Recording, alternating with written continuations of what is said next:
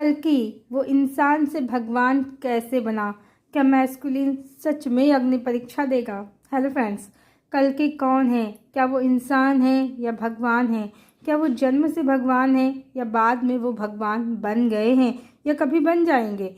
क्या है परमात्मा के मैस्कुलिन फॉर्म की पीड़ा, उसकी अग्नि परीक्षा? अब बहुत से लोग कल्कि के ट्रेंड के चलते इस फील्ड में अपना हाथ आजमा रहे हैं और जिसकी जिसकी जितनी समझ है, चेतना की पहुंच है, वो उतना बता रहे हैं। कल की कथा भी शुरू हो गई है। कल की धाम में रामभद्राचार्य जी के द्वारा जो कहते हैं कि आरक्षण के लिए देश में युद्ध हो जाएगा। हिंदू मुस्लिम तो पहले ही कर रखा है, अब ब्राह्मण, यादव और क्षत्रिय और हरिजन भी कर रहे हैं। हंसी तो तब आती है जिन्हें हरिजन कहते हैं। हरि के जो लोग हैं वो ही इनको आरक्षण के कारण गृहयुद्ध के कारक दिखते हैं। सिर्फ कहने के लिए कह दिया हरिजन, माना तो नीच और अछूत ही। हरि भी इनसे दूर ही होंगे और हरि कथा का इनको ज्ञान ही क्या है जब सब में एक ही हरि की चेतना ना दिख सकी। कोई हिंदू, कोई मुसलमान, कोई बौद्ध, कोई हरिजन रूपी दुश्मन इन्हें दिख रहा है। जिन्हें नहीं पसंद है हरिजन, उन्हें क्या हरि पसंद होंगे? और वैसे भी सिटी में ट्रैप लोग कल की कथा कह रहे हैं और कह रहे हैं कि ये विश्व में पहली कल की कथा है। पर जो लोग वाकई इस समय कुछ जानते हैं, हीलर, एस्ट्रोलॉजर, तो वो खुद ही कह रहे हैं कि कल की कथा में लिखा हुआ वर्तमान में भी हो ऐसा संभव नहीं है, क्योंकि वर्तमान के सिनारियों में वो फिट ही नहीं है। वहाँ कल की हाथों में तलवारें लेकर दुश्मन राजाओं से युद्ध करते हैं, रमा पद्मा से शादी करते हैं, घोड़े पर दौड़ लगाते हैं, 4 बच्चे भी हैं। पर यहाँ तो हालात दूसरे हैं, न घोड़ा है न राजा है तो hotel, resort, plane, train, social platform और टेक्नोलॉजी और सॉफ्टवेयर, एआई की दुनिया। इस दुनिया में पुराण वाले कल की प्रकट होकर करेंगे भी क्या? अकेले घोड़ा लेकर तलवार भाजने तो निकल नहीं पड़ेंगे। तो उस तरफ तो बस 3D के ट्रैप, लो, निगेटिव ब्लैक एनर्जी, पाखंड, आडंबर, पहली कथा, दूसरी कथा, बड़ी कथा, छोटी कथा, लंबी कथा, मोटी कथा, यही सब चलने वाला है। उसी में हिंदू मुस्लिम भी होगा, आरक्षण भी होगा, कोई ईश्वरी कथा ना होगी, मात्र विचारों का हुड़दंग होगा, झंझावात होगा। जो नेता लोग शेषनाग बने बैठे हैं, देश के टुकड़े करके राज करना चाहते हैं, अंग्रेजों की बांटो और राज करो वाली नीति को ही दोहरा रहे हैं जय श्री राम के नाम पर। तो अब समय नहीं है, भगवान धरा पर सच में अवतरित हैं। और आज जैसे इंडिगो की फ्लाइट हज़ारों जो कैंसिल हो गई हैं, बहुत स्थिति खराब है। स्त्रियां, आदमी, लड़कियां सब मारे फिर रहे हैं। पहले बड़े लोग सोचते थे हमने पैसा कमा लिया है, हम बड़े आदमी हैं, हम पूर्ण आत्मा हैं, हमें तकलीफ नहीं आएगी। तकलीफ सिर्फ गरीबों के लिए है, वो पापी हैं। गरीब पैदा हुए हैं तो काल की गति देखिए। होटलों में कौन जलकर मर रहे हैं, चाइना के बड़े से हाउसिंग कॉम्प्लेक्स में कौन लोग जलकर मर गए हैं, प्लेन में कौन जलकर मर गए हैं। और जो हालात हो गए हैं एयरपोर्ट पर, जो हालात बने हुए हैं, अब सब बराबर होगा। ईश्वर न्याय करने आए हैं, सबके साथ बराबर का न्याय होगा। और सबसे इम्पॉर्टेंट, ये तो अभी ट्रेलर है, पिक्चर अभी बाकी है। एआई, कॉन्स्पिरेसी, दुश्मन देशों द्वारा सिस्टम हैक होना, सोलर स्टॉर्म से जीपीएस का फेल होना, सब होगा। भूकंप, जल प्रलय, अग्नि के तांडव तो हो ही रहे हैं। जो देशों की सरकारें, वर्तमान भारत भी इसी दिशा में चला है। ऐप से लोगों को, उनके विचारों को, उनके जीवन को अपने लिए प्रयोग करना, कंट्रोल करना, सब हो रहा है। उत्तर कोरिया, चाइना, रसिया, सऊदी सब ऐसे ही चल रहे हैं। अब भारत भी इसी दिशा में चलने वाला है या चलने की शुरुआत हो चुकी है। शासक एक ही होगा, ऐप से सरकार पता लगा लेगी वो कि कौन उसके सपोर्ट में है और कौन नहीं। जो सपोर्ट में नहीं होगा उससे आउट किया जाएगा, और कब और कैसे ये सब हो जाएगा आउट होने वाले को भी पता नहीं चलेगा। किसको क्या ट्रीटमेंट देना है वो सरकार स्वयं समझ लेगी, आपको बस कंट्रोल में रहना होगा। पर यह भी सच है, परमात्मा अवतरित हैं, वो देख रहे हैं और ये भी देख रहे हैं कि मनुष्य अपनी स्वेच्छा से एक ट्रैप में अब फंसते जा रहे हैं। भगवान कल्कि के दुश्मन कौन हैं? वही जो स्वयं को भगवान का भक्त कहते हैं। कुछ जय श्री राम के नाम पर आपस में हिंदू मुसलमान करके उलझ रहे हैं। कुछ भगवान बुद्ध के नाम पर भगवान राम और श्री कृष्ण को रात दिन उल्टा सीधा कह रहे हैं, भगवान की निंदा कर रहे हैं। और कुछ श्री कृष्ण के नाम पर समाज में व्यभिचार फैला रहे हैं, ये कहकर कि भगवान सब औरतों के पति हैं। जो आदिशक्ति देवी राधा का, भगवान श्री कृष्ण का तिरस्कार करते हैं। उनके दूसरे रूपों राम, नरसिंह और शिव और देवी दुर्गा का अनादर करते हैं। सच है, ये घोर कलयुग है और भगवान कल्कि के जो शत्रु हैं उनके पिछले अवतारों के नाम पर समाज में भ्रम, ईर्ष्या, द्वेष फैलाने वाले लोग ही हैं। समाज उद्वेग की स्थिति से गुजर रहा है और एयरपोर्ट पर आज जो नज़ारा है, जो उद्वेग है, अब वो हर क्षेत्र में कुछ दिनों में दिखेगा। जनता बेहाल होगी और नेता रूपी शेषनाग साधारण सांप की भांति कोने में बैठकर दुबक लेंगे, खुद की रील बनाकर खुद की तारीफ करेंगे। और सुनेगा कौन? खुद ही सुनेंगे, क्योंकि जनता तो बेहाल होगी। हाँ, जो खिलाफत करेगा वो विधर्मी, सनातन का दुश्मन और देशद्रोही कहलाएगा। ऐसा ही नैरेटिव सेट हो चुका है। पर सबसे मज़ेदार, एक दिन शायद जल्दी ही वो दिन आ जाए जब इंटरनेट और टेलीविज़न की नकली दुनिया बैठ जाएगी। जैसे इंडिगो की फ़्लाइट बैठ गई वर्कलोड से, वैसे ही तो फोटो वाली दुनिया ठप होते ही, रील और कैमरे वाली दुनिया ठप होते ही कैसे जनता देख पाएगी शेषनाग बने नेताओं की अवतार लीला? पर ऐसे ही होने वाला है। जिस मीडिया टेलीविज़न के भरोसे लोग अवतार बने बैठे हैं, उसकी दुनिया भगवान छीनने वाले हैं। नरसिंह अपने पंजे में मेटलिज्म की काली माया वाले हिरण्याक्ष को दबोचने वाले हैं। और जितने भी जो भी राम, कृष्ण, बुद्ध के नाम पर और ब्रह्म कुमारी, कुमार के नाम वाली संस्थाओं के नाम पर मनुष्यों को भ्रमित कर रहे हैं, सबका काला माया जाल इन नेताओं के साथ ही पल में समाप्त हो जाएगा। तो ये अवतार बिल्कुल भी पुराने अवतारों जैसा नहीं है। कल्कि पुराण कथा सुनाने वाले कहते हैं कि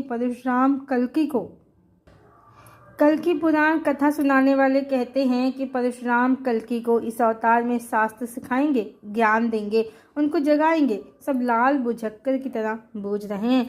परशुराम तो त्रेता में भी जब भगवान से 12 कलाओं के साथ आए थे, तब भी उनकी इच्छा जब तक नहीं हुई, पहचान ही नहीं पाए लक्ष्मीपति नारायण श्री हरि विष्णु को। अब तो भगवान 64 कलाओं से युक्त हैं।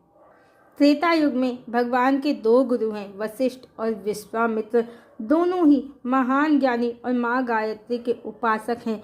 और इस युग में भगवान के आने से पहले उनके गुरु ही आकर चले गए हैं, पर जाने से पहले जो इस युग में लीला थी वो कर गए हैं। गायत्री के प्रणेता पंडित श्री राम शर्मा आचार्य इस युग के विश्वामित्र कहे जाते हैं। और भारत ही नहीं, सारी दुनिया में उन्होंने गायत्री मंत्र को इस युग में फैला दिया है, घर घर। साथ ही युग परिवर्तन का सत्य उन्होंने आज से 100 साल पहले ही बता दिया था। 1926 में अखंड ज्योति की स्थापना की थी और अब 2026 आने वाला है और उनकी भविष्यवाणी सत्य होती दिख रही है। गुरु ने अपना आकार बढ़ा लिया है और भगवान तो जो लीला करने आए हैं वो तो वाकई इस बार अलौकिक ही है, जो पहले न देखी न सुनी। भगवान राम ने रावण को मारा, समुद्र पर सेतु बनाया। श्री कृष्ण ने श्री गीता जी का ज्ञान दिया, पांडवों को विजय दिलाई। भगवान बुद्ध ने आत्म जागृति का मंत्र दिया और चैतन्य भगवान ने उस युग में जब लोग मुगलों के भय से अपना धर्म और भक्ति दोनों को खो रहे थे, तो राम और श्री कृष्ण के नाम स्मरण के साथ लोगों के लिए धर्म की रक्षा की। जैसा युग वैसी लीला। पर अब समय बदल गया है। इस समय टेक्नोलॉजी का जोर है और समाज में हर तरफ भ्रष्टाचार और अपराध है। साथ ही जल, वायु, भूमि कुछ भी शुद्ध नहीं है। ऐसे में क्या भौतिक शरीर से कुछ संभव होगा? लोग भगवान को ढूंढ रहे हैं, तो इस बार परमात्मा सच में आए तो मनुष्य शरीर में है, पर वो अपना परम ऐश्वर्य मनुष्यों को दिखाएंगे क्या? दिखा रहे हैं। समझने वाले समझ सकते हैं। प्रकृति उनकी ही आज्ञा से अग्नि, जल और वायु, भूमि और सूर्य सभी माध्यमों से जैसे जैसे नेता लोग मनुष्यों को कंट्रोल करने के लिए टेक्नोलॉजी, कॉन्स्पिरेसी और धर्म का प्रयोग कर रहे हैं, वैसे वैसे भगवान अपने पंच तत्वों और सूर्य देव के द्वारा पूरा मेटेरियलिस्टिक वर्ल्ड ही नष्ट कर दे रहे हैं। तबाही तो आ रही है, पर जिन्हें नहीं दिख रही है तो उनका दोष नहीं है। कलिकाल में मनुष्य स्वयं तक ही सीमित है। चेतना की शक्ति जो लुप्त है। अन्यथा हर रोज हजारों लोग किसी न किसी भयानक कष्ट को झेलने के लिए बहुत से क्षेत्रों में बाध्य हैं, बेबस हैं। अब एक इंसान भगवान कैसे बन गया? तो परमात्मा, परम ब्रह्म, पूर्ण पुरुषोत्तम परमात्मा है। उनकी कहानी खुद उनकी ही लिखी है। हर अवतार में वो पहले आम लोगों जैसे ही दिखते हैं। हाँ, ईश्वर हैं, निष्पाप हैं, प्रेम स्वरूप हैं, तो सुंदर तो बहुत होते हैं। कद और काठी से भी बहुत विशेष ऐश्वर्य युक्त दिखते हैं, पर तब तक उनको भी रहस्य स्वयं का नहीं पता चलता है, जब तक कि वो आम मनुष्यों के जीवन को, उनके दुख और पीड़ा को समझ नहीं जाते हैं। भगवान कभी भी स्वयं के लिए कोई अलग सुख सुविधाएं नहीं रखते हैं कि वो भगवान हैं, विशेष हैं, बल्कि राम हो, कृष्ण हो या भगवान बुद्ध ही क्यों ना हो, सबने कष्ट बहुत सहे हैं जीवन में। ये सब कपोल कल्पनाएं हैं कि वो हाथ हिलाते हैं और लड्डू प्रकट हो जाता है, हवा में हाथ लहराते हैं तो असुर मारे जाते हैं। भगवान को भी बहुत संघर्ष करना पड़ता है कहानी अनुसार, पर भगवान को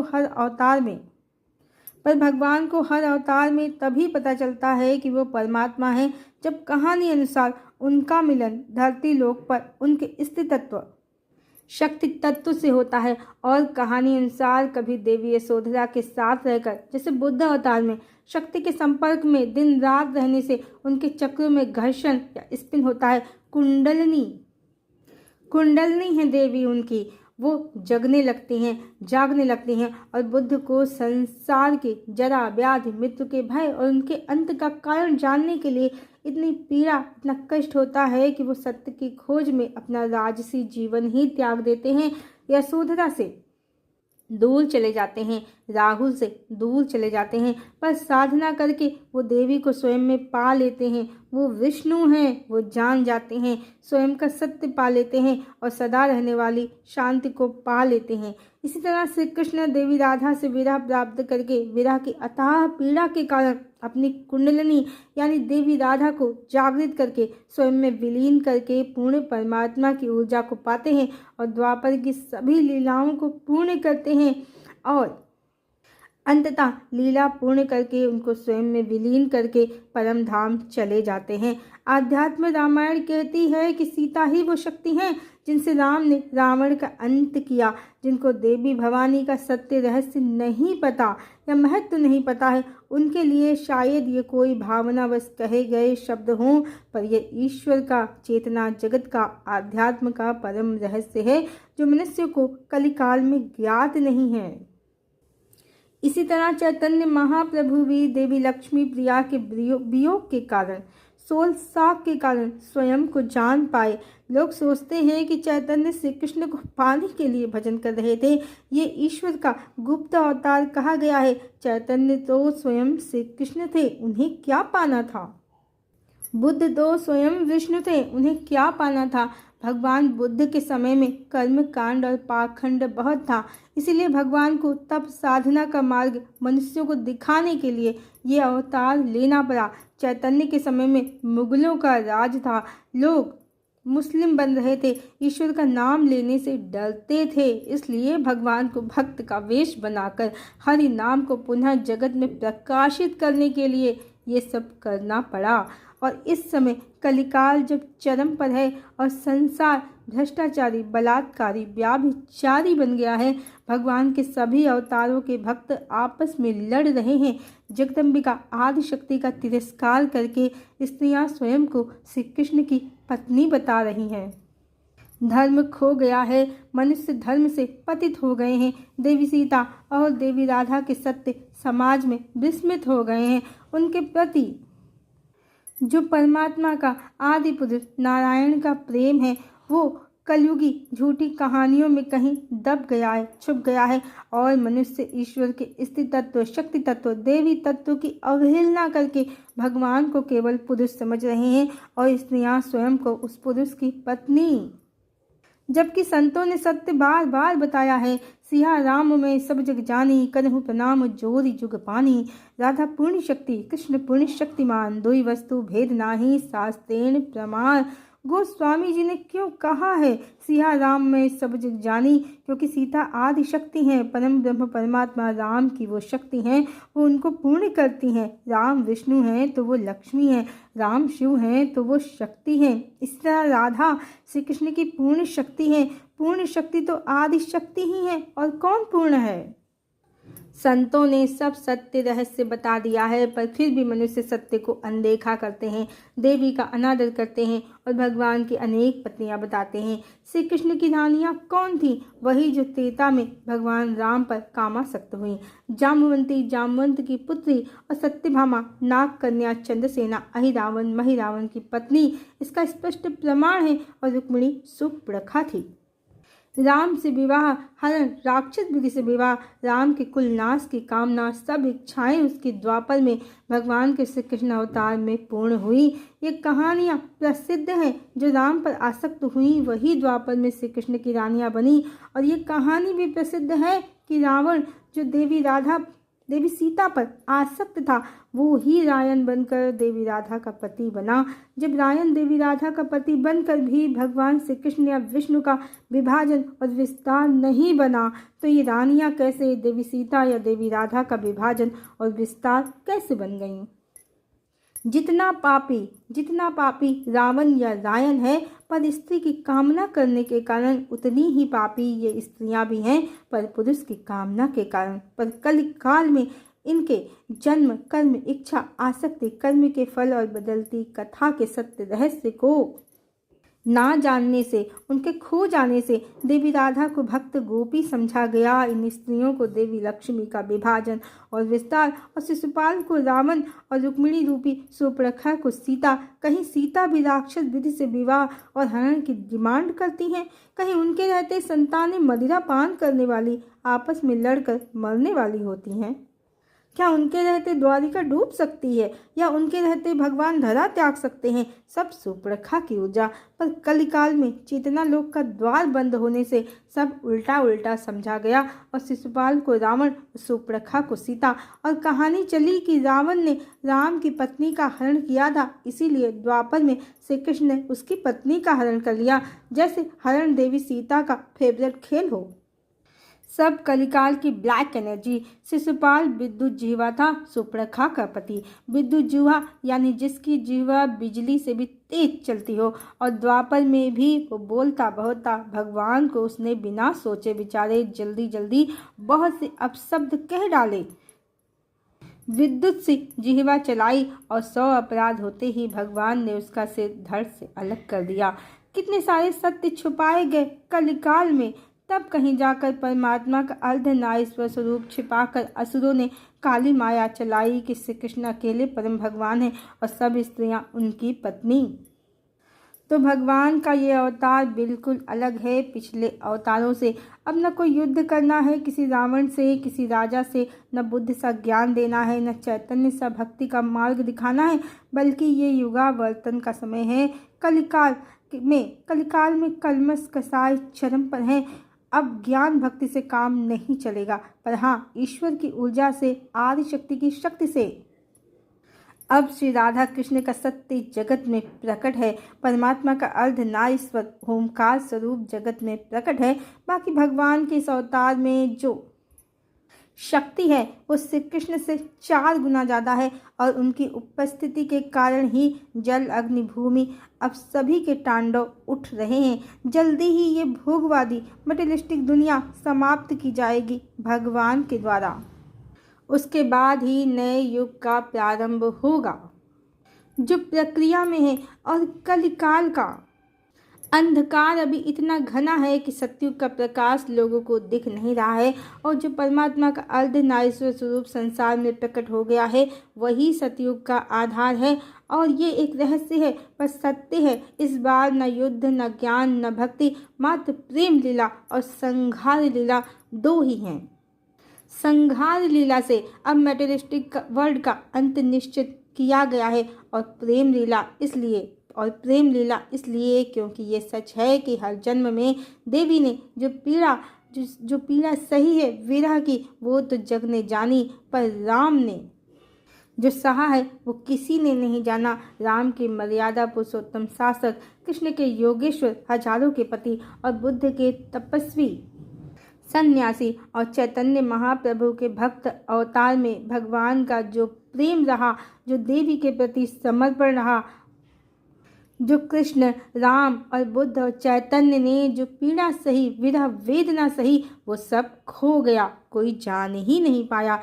सीता के साथ तो उनके 2 पुत्र थे, पर राजा राम के पास मात्र महल की सूनी दीवारें थीं, ये कोई जान नहीं पाया। तो इस बार जो कहानी होगी वो मात्र प्रेमी पुरुष की होगी, प्रेमी पति की होगी।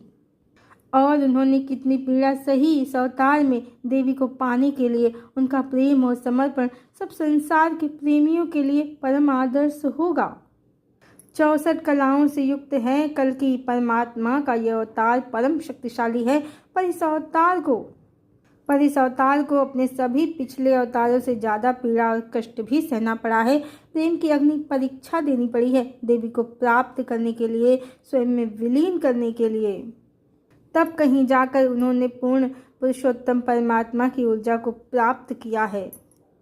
और अब सृष्टि में जो भी प्रलयंकारी उठ रहा है सब उस मिलन का ही परिणाम है। युग तो बदलेगा, नया युग आएगा, सतयुग धरा पर अवतरित होगा, डिवाइन एरा दुनिया में प्रकाशित होगा। पर इसके लिए भगवान को प्रेम की अग्नि परीक्षा देनी पड़ी है, विरह की अथाह पीड़ा सहनी पड़ी है। तब कहीं जाकर देवी की आत्मा में जितनी पीड़ा थी, कलिकाल की मिथ्या कहानियों के कारण भगवान सबके पति हैं, उसको काटने के लिए, अपना प्रेम सत्य प्रमाणित करने के लिए भगवान को बहुत पीड़ा सहनी पड़ी, अग्नि परीक्षा देनी पड़ी। भगवान ने अपनी तपस्या से देवी की आत्मा से हर नकारात्मक ऊर्जा को निकालकर उनको सत्य से परिचित करके, अपना प्रेम प्रमाणित करके उनको स्वयं में संयुक्त किया, एकीकार किया। तब कहीं जाकर वो इस अवतार में पूर्णता और मिलन का सुख प्राप्त कर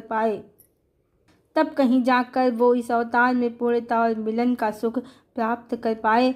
और एक इंसान से, साधारण इंसान से परमात्मा बन पाए। वो परमात्मा ही है, साधारण इंसान नहीं। पर इस अवतार में स्वयं तक पहुँचने के लिए उनको प्रेम की परीक्षा देनी पड़ी, विरह की अग्नि परीक्षा में जलना पड़ा, बड़ी तपस्या करनी पड़ी, अपना प्रेम जीतने के लिए, उसे सत्य प्रमाणित करने के लिए। भगवान कल की अवश्य ही प्रेम के देवता हैं, और प्रेम, समर्पण और निष्ठा अपनी प्रिया के लिए वो मात्र उनके हैं, उनको लेकर आए हैं इस जगत में, और उनके लिए आए हैं और उनको लेकर ही जाएंगे अपने साथ परम धाम। वो दोनों एक ही हैं और दूसरा कोई नहीं। ये सब सत्य इस बात की जो प्रेम कहानी होने वाली है भगवान कल्कि की, उसके द्वारा संपूर्ण जगत में प्रकाशित हो जाएगा। हरिओम।